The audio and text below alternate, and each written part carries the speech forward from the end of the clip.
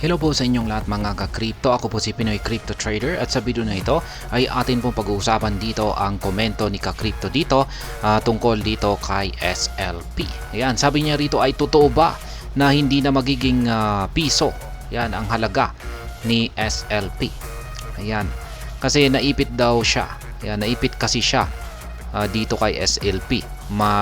Nakabili daw po siya sa mataas na presyo kasi ang akala daw po niya ay tataas pa ito. Pero ngayon ay halos kalahati na po ang ibinagsak nito. Kaya ganyan po talaga. Karamihan po talaga ay marami po talagang naiipit kung saan ay nakakabili sila sa mataas na presyo.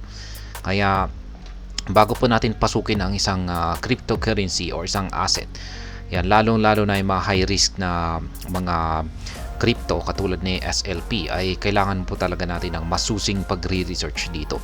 Yan, para malaman natin at maiwasan natin. Kaya kaya yung mga bago lamang po dyan, hindi pa wala pang gaanong experience or karanasan sa pag-i-invest sa mga cryptocurrencies, ay yung pinakapayo ko po dyan ay mas maganda po talaga na mag-stick na lang muna kayo sa mga safe assets.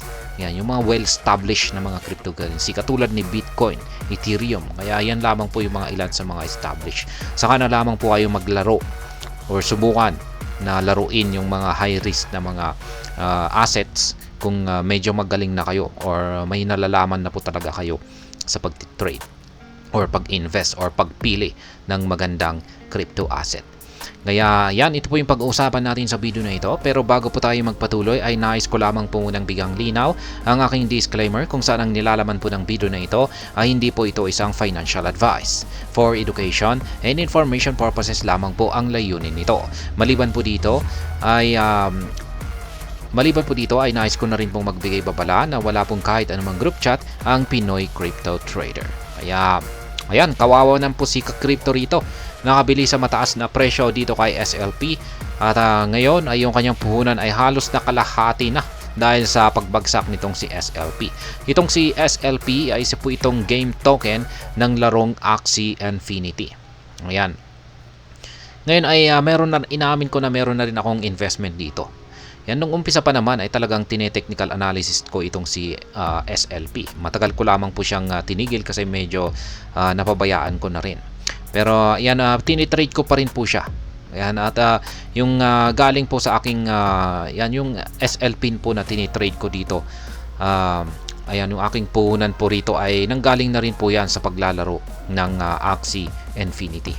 Kaya ayan, maganda po yung kitaan kasi noon dito. Kaya ayan, kaya konti lang naman po yung aking puhunan dito o yung investment ko dito kay SLP. Kasi sayang naman po kung pwede ko naman pong i-convert pero mas pinili ko po kasi na i-trade na lamang yung aking naiwan, yung aking naipon, ayan, na SLP dito. Kaya ito po yung chart at ngayon ay kasi meron po kasing nagtatanong, ayan, nagpa-request na rin na technical analysis ko itong si SLP kasi marami pong mga Pilipino ang may hawak na rin or patuloy pa rin na nag-hold ng kanilang SLP. Kaya maraming nagre-request na rin na technical analysis ko ng technical analysis ko rito kay SLP. At ayan, meron akong nabasang isang komento rito na isa po talagang matindi po yung kanyang komento rito. Ayan, at sa tingin ko ay may point naman po siya rito. Sabi niya rito ay masisira ka lamang daw sa pag-i-invest dito kay SLP sapagkat ang sabi niya rito ay infinite kasi ang supply nito, pagkatapos ay konti lamang yung utility nito or gamit nito. Kaya ayan, magkakaroon lamang po itong ng chance na magkaroon ng utility sa larong Ragnarok kung ilalabas nila ang Ronin. Kaya ayan, ibig pong sabihin ni ka-crypto rito ay hindi po magandang isang investment itong si SLP at ako po ay sang-ayon dito. Ayan, medyo chinek ko lamang po gaya ng aking sinabi kanina ay ayan nga, marami po kasing nagpapa-technical analysis, nagre-request ng technical analysis ko rito kay SLP. Kaya ayan, naisipan kong maglabas ng aking analysis dito. At syempre, tinitrade ko pa rin naman po itong si SLP kasi meron akong natirang mga yan, yung puhunan ko, meron akong napuhunan na natira dito kay SLP mula pa yan nung paglalaro sa larong Axie Infinity noon. Kaya Ayan, at saka maliban yun po sa mga nabasa ko or napanood ko na ibang mga YouTubers, ay medyo gumaganda na raw kasi ang larong Axie ngayon. Kaya mukhang ito po yung parang magbibigay ng value kay SLP sa ngayon. Kaya ayan, ngayon ay ayon po kay Crypto rito ay infinite po ang supply ni SLP. Ibig pong sabihin ay nag-i-increase po yung kanyang supply. Pwede po dagdagan ng mga developers nito or creators ng SLP yung supply nito. Kaya yan po ang posibleng nakakatakot dito. Kaya pag dadagdagan po nila yung supply ay mas lalong babagsak po ito. At saka infinite po yung supply nito. Hindi po nauubos. Kaya makikita po natin yan, mache-check po natin yan dito kay CoinMarketCap. Ayan, punta lamang po tayo dito kay CoinMarketCap. Search natin yung Smooth Lab Potion or SLP.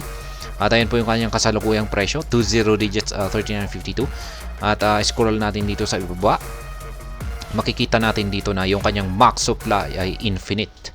Pero ngayon ay yung kanyang circulating supply ay ayan po nasa 41.3 billion yung kanyang circulating supply. Pero dahil sa yung kanyang max supply ay infinite ay maari po nila itong dagdagan. Ayan, kung gusto nilang dagdagan ay ayan, lalaki yung kanyang circulating supply. Kaya yun po yung medyo nakakatakot dito ay Smooth Lab Potion. Kaya yan nga yung sinabi ko kanina na may point si Crypto rito. Ayan, yung nakakatakot rito ay meron siyang infinite supply at saka konti po yung kanyang utility.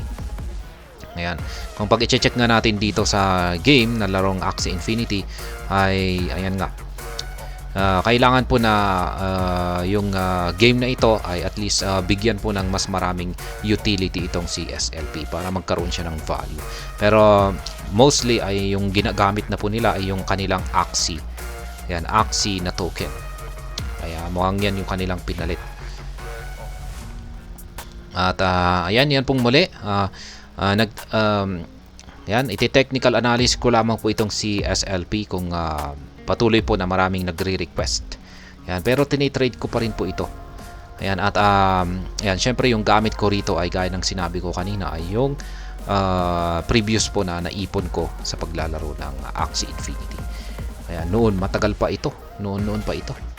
Kaya ayan, check na lamang po ninyo yung aking naging previous technical analysis dito kay SLP sa mas kompletong detalye dito sa aking paliwanag tungkol dito. Kaya yan po ulit para kay Crypto rito. Yan, kawawa naman po siya na sa tingin ko ay mukhang malabo pong makamit ni SLP ang presyong 1 piso. Ayan, base po sa kalagayan ngayon ni SLP. Pero hindi po natin alam kung pag magkakaroon po ng isang matinding development ang ecosystem ni SLP rito or ang larong Axie Infinity at bibigyan po nila ng isang napakahalagang gamit itong si SLP. Pero sa ngayon ay hindi po sapat, hindi po gaanong sapat yung development nila para kay SLP dito. Kaya kung pagpatuloy po na ganito yung nangyayari at parang wala po silang parang hindi po gaanong pinapansin itong si SLP ay ayan, malabo po na umangat ang presyo ni SLP sa 1 piso. Kaya ayan, maganda lamang po talaga siyang i-trade kasi gumagalaw-galaw naman po siya, umaangat, bumabagsak naman po siya. Ayan, maski pa paano ay ayan, umaangat po siya tapos bumabagsak ay ayan, dyan po tayo kikita bilang pagiging isang trader. Pero kung pag i-hold po natin ito bilang isang long-term holder ay mukhang malulugi po tayo rito na or masisira po tayo dito ayon naman kay Crypto rito kasi mukhang malabo po na umangat siya sa 1 piso. Pero maaari po akong magkamali rito kasi nakadepende po talaga yung paglago ng isang crypto asset sa mga development natin. Malay natin ay biglang pagka-interesan ng mga developers itong si SLP at bibigyan siya ng isang matinding utility or gagamitin ito sa isang napakagandang project bilang isang ayan, or isang malagandang project na kung saan ay magagamit ang SLP ay ayan, pwede po siyang sumabog or umangat yung kanyang presyo. Kaya Ayan, pero sa kasalukuyan na kanyang kalagayan ay masasabi kong malabo po na akyatin niya ang ₱1. Kaya, ayan, para po kay ka-crypto. At hanggang dito na lamang po tayo sa video na ito. Sana po ay inyong nagustuhan ang aking paliwanag sa video na ito. Kung inyo po itong nagustuhan ay pakiclick lamang po ang like button nito.